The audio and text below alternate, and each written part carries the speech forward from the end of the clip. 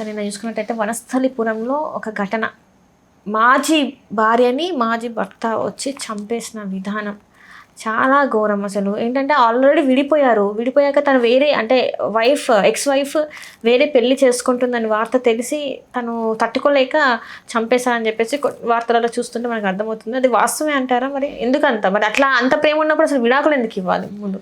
అమ్మ, ఈ కథలో అందరూ బాధితులే, అందరూ నేరస్తులే, అందరూ బాధితులే. అదేంటి? అదే చాలా వెరైటీగా ఉంది. అండ్ నెక్స్ట్ ఇంకొకటి, బోల్డ్ అన్ని క్రైమ్స్ జరిగాయి దీంట్లో, ఒకటి కాదు రెండు కాదు. ఫస్ట్ నెంబర్ 1 మాట్లాడుకుంటే కలయిక. ఒక స్టెప్ బై స్టెప్ క్రానలాజికల్ ఆర్డర్లో వెళ్దాం. అసలు వీళ్ళిద్దరు ఎందుకు కలవాల్సి వచ్చింది? ఈయన దేవరకొండ మహేష్, పెద్దపల్లి మంత్రికి చెందిన ఆయన. నెక్స్ట్ పాపం ఈవిడ చంద్రాపూర్ బల్లాపూర్ దగ్గర తిలక్ వార్డు అనమాట, అక్కడ ఉండేది.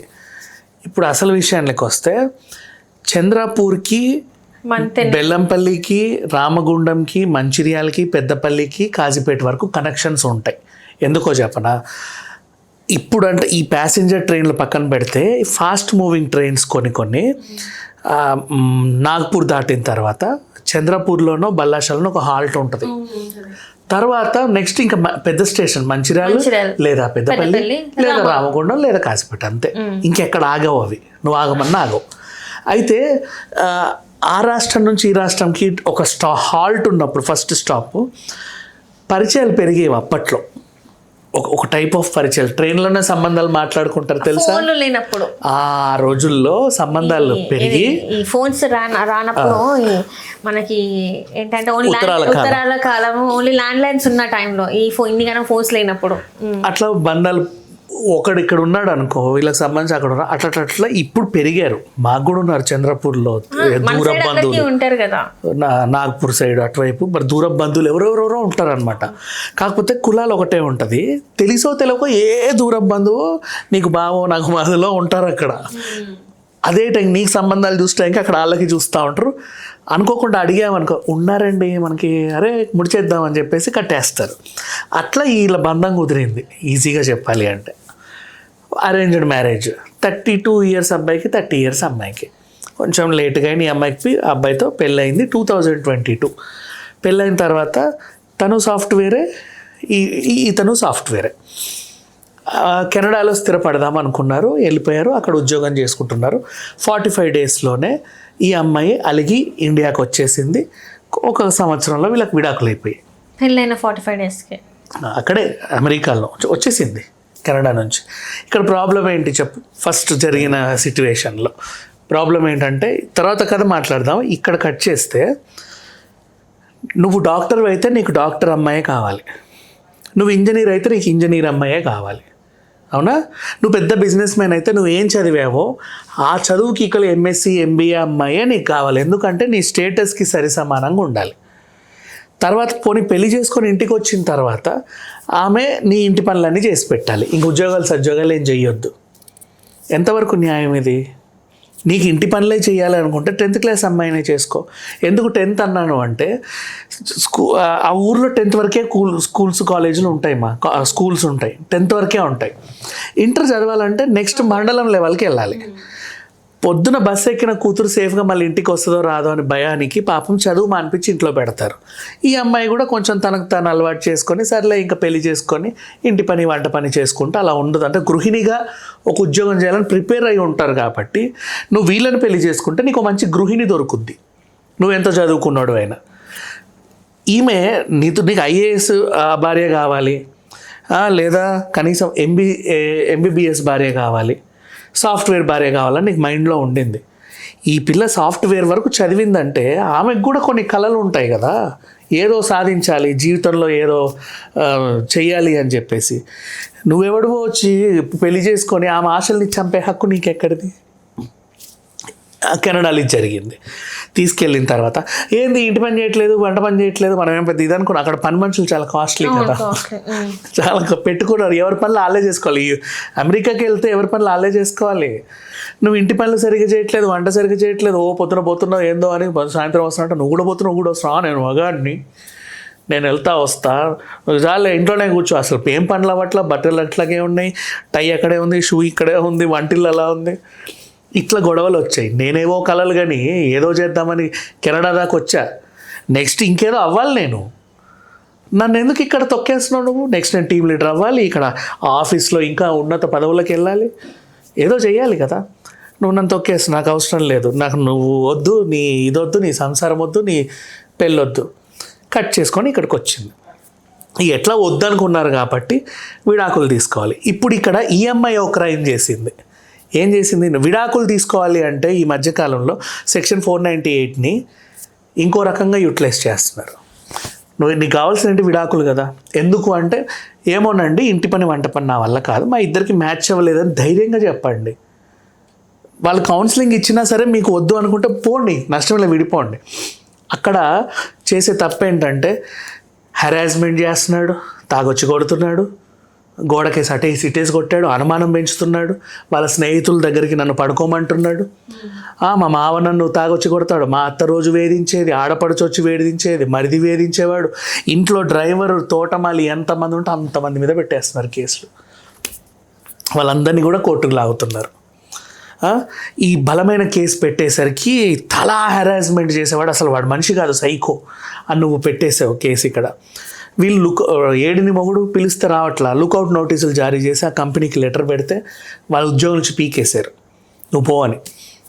వీసా క్యాన్సిల్ అయింది, ఇతను పెద్ద క్రిమినల్ అని. ఇక్కడికి వచ్చాడు, తిరుగుతున్నాడు, జాబ్ రావట్లా, విడాకులు అయిపోయాయి. మళ్ళీ జాబ్ రావట్లా.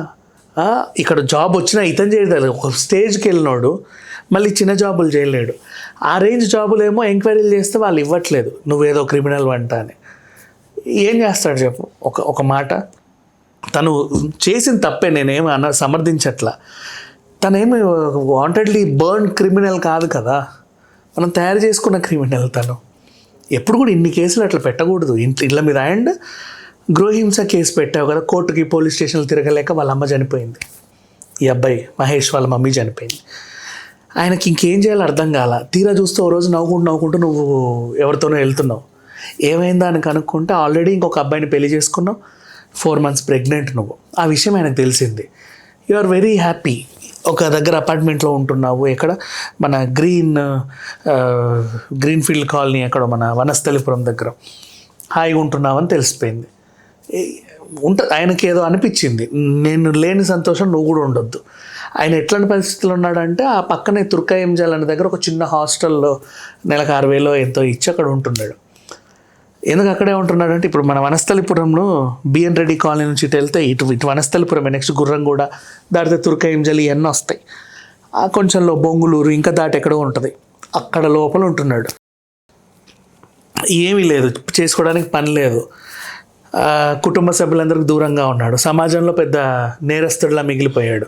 ఎక్కడికి జాబ్లోకి వెళ్ళినా నీ కంపెనీలో ఎవడో కూడా ఇట్లా చూస్తున్నారు, బతకాలనిపిలా. తను ఏం చేశాడు, ఈమెను ఎలాగైనా సరే చంపాలి అనుకున్నాడు.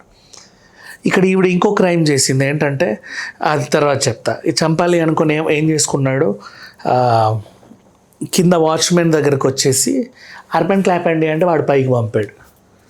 ఈ వాచ్మెన్లకి ఎవడొస్తున్నాడు ఎవడు పోతున్నాడో అర్థం కావట్లా, కనీసం సెన్స్ అన్న ఉండట్లా. ఉత్తరం వచ్చిందంటే పైకి పో, పార్సల్ వచ్చిందంటే పైకి పో. ఇంకా నువ్వెందుకు పైకి వచ్చి వాళ్ళు ఏం చేస్తున్నారో నీకు తెలియట్లేదు కదా. ఇక్కడ వేరే క్రైమ్, ఈ కథకు సంబంధం లేకుండా అందరూ గుర్తుపెట్టుకోవాలి ఈ సిచ్యువేషన్ని. గొలుసులు తెంచుకొని పోతున్నారు మా పైకి వచ్చి, ఎన్నిసార్లు మాట్లాడుకోవాలి మనం. సరే అది పక్కన పెడితే పైకి వెళ్ళాడు. వీళ్ళ ఇంట్లో అందరూ ఉన్నారు, వాళ్ళ అత్త అక్కడ బాల్కనీలో పనిచేస్తుంది, వాళ్ళ బావమరిది ఇంట్లో ఉన్నాడు, ఏటో వెళ్ళొచ్చాడు. ఈవిడ కూడా వర్క్ ఫ్రమ్ హోమ్ చేస్తుంటే అరుచుకుంటూ లోపలికి వెళ్ళి తొట్టి తీసి మొహాన్ కేసు కొడితే ఆమె అలా పడిపోయింది. తర్వాత వెంటనే బ్యాగ్లోంచి తీసిన పరికరాలన్నీ తీసి మెడ మీద కత్తితో కటా కొడితే ఆమె అక్కడ చనిపోయింది. నెక్స్ట్ ముక్కలు నరుకుదామని రంపం కూడా తెచ్చుకున్నాడు, ఎలక్ట్రిక్ రంపం, ఇట్లా పెడితే అది ఏదో అయ్యేది. ఈ అరుపులకి అత్తమ్మ ఆల్రెడీ వచ్చేసింది, 10 మందికి తెలిసేసరికి చుట్టుపక్కల వాళ్ళు వచ్చారు. ఈయన భయంతో లోపలికి వెళ్ళి తలుపేసుకున్నాడు. వీళ్ళు పోలీస్ స్టేషన్కి ఫోన్ చేసి పిలిస్తే పోలీసు వాళ్ళు కూడా వచ్చారు. లోపలికి వస్తే నేను తగలబడి చచ్చిపోతాను బెదిరించాడు. మొత్తానికైతే ఆయన్ని బయటికి తీసుకొచ్చారు ఏదో రకంగా. ఇప్పుడు అరెస్ట్ చేసి రిమాండ్కి ఇప్పుడు కోర్టు ముందు హాజరుపరిస్తే రేపు మాపు ఆయనకి ఏదో శిక్ష పడుద్ది, పెద్ద విషయం కాదు. ఈ కథ ఇప్పుడు ఇంకో క్రైమ్ ఏంటంటే, ఈవిడ చనిపోయింది కదా, తన భర్త ఎవరినో పెళ్లి చేసుకుంది కదా, శ్రీనాథ్ అనే అబ్బాయి. వాళ్ళ మమ్మీను ఆయన చెప్పే విషయం ఏంటంటే ఈమెకు ఆల్రెడీ పెళ్ళయిందని మాకు తెలియదండి, మాకు ఫస్ట్ పెళ్ళి అని చెప్పి పెళ్లి చేశారని. నీకు ఆల్రెడీ విడాకులు అయ్యాయి కదా, ఆ విషయం చెప్పకుండా ఇంకో పెళ్లి చేసుకుంది. తప్పు కదా, ఇది ఈ విషయమైనా తప్పే. సో ఇక్కడ అందరూ నేరస్తులే, అందరూ బాధితులే, ఎవరు శుద్ధపూసలు కాదు, ఎవరు ఏది కాదు. అండ్ ఈ మహేష్ అనే ఆయన he's not a born criminal. కింద కూర్చోవాలి అట్లనే ఉంటాయి కదా. ఎందుకంటే పొలం పని చేసేసి వచ్చినా కూడా అంత కష్టం, మొగోళ్ళలాగా కష్టపడి వచ్చినా కూడా మళ్ళీ ఇంటికి వచ్చి ఆడవాళ్ళే పనులు చేయాలి. అంటే ఆడవాళ్ళు ఎట్లా అంటే మెషిన్స్ లానే చూస్తారు, ఒక మనుషులాగా చూడకుండా మెషిన్స్ లాగా చూస్తారు. సో అదే అలవాటు అయిపోయింది. నేను ఈ వీడియో ద్వారా చెప్పేది ఏంటంటే ఆడవాళ్ళు కూడా మనుషులే, వాళ్ళకు కూడా ప్రాణం ఉంటుంది, వాళ్ళకు కూడా పెయిన్ ఉంటుంది, వాళ్ళకు కూడా అన్ని రకాల ఎమోషన్స్ ఉంటాయి. సో పని అనేది మీకు ఎంత పెయిన్ ఉంటుంది కలిసి చేసుకోండి. షేర్ చేసుకోవాలి. ఎగ్జాక్ట్లీ. ఇప్పుడు అంతెందుకు, ఈ అబ్బాయి అదేంటిది సాఫ్ట్వేర్ అబ్బాయి కాబట్టి ఏ పని లేకుండా పెరిగాడు అనుకుందాం. చక్కగా 10th కాగానే అబ్బాయి బాగా చదువుతుండని వదిలేస్తారు, ఏది కావాలంటే అది కొనిస్తారు. ఎంసెట్ ర్యాంక్ వస్తే ఇక ఈడ పెట్టుకుంటారు, కార్ అంటే కారు, బైక్ అంటే బైక్, ఫోన్ అంటే ఫోన్, గ్యాడ్జెట్ అంటే గ్యాడ్జెట్, అట్లా పెరిగి ఉండొచ్చేమో. అందుకు ఏ పని చేయకుండా ఇప్పుడు సడన్గా వచ్చి ప్లేట్ ఎత్తు అది దుడు అంటే దానివల్ల నాకు తినడం ఒకటే వచ్చు అనే టైప్లో వీళ్ళందరూ. కానీ ఒకటి గుర్తుపెట్టుకోండి, మీరు పెళ్లి చేసుకున్నా చేసుకోకపోయినా ఇక్కడ ఎంత ముచ్చటగా పెరిగినా, నువ్వు మంత్రి కొడుకు అయినా అక్కడికి వెళ్తే బార్డర్ దాటావు అంటే ఖచ్చితంగా నీ పని నువ్వే చేసుకోవాలి. నీది నువ్వే అన్ని తిన్నావా, కడుక్కున్నావా, తుడుచుకున్నావా అట్లనే ఉంటారు, నువ్వే చేసుకోవాలి, గార్డెనింగ్తో సహా. ఇంకా చెప్తున్నా, నువ్వు చేసుకోకపోతే ఇంకా వాళ్ళు పనిష్మెంట్లు ఇస్తారు. నీ గార్డెన్ సరిగ్గా లేకపోతే నోటీసులు ఇస్తారు, వచ్చి పంపిస్తారు. ఎవ్రీ మంత్ వాళ్ళు చెకింగ్ వస్తారు, క్లీన్ చేయాలి, దాన్ని కట్ చేసుకోవాలి, ఇక్కడ పెట్టుకోవాలి. ఒకవేళ స్నో పడితే నీ స్నో నువ్వే కొట్టుకోవాలి, అన్ని పనులు నువ్వే చేసుకోవాలి. అట్లా ప్రిపేర్ అయితేనే పోండి, లేకపోతే అవసరం లేదు అక్కడికి వెళ్ళి అనవసరంగా.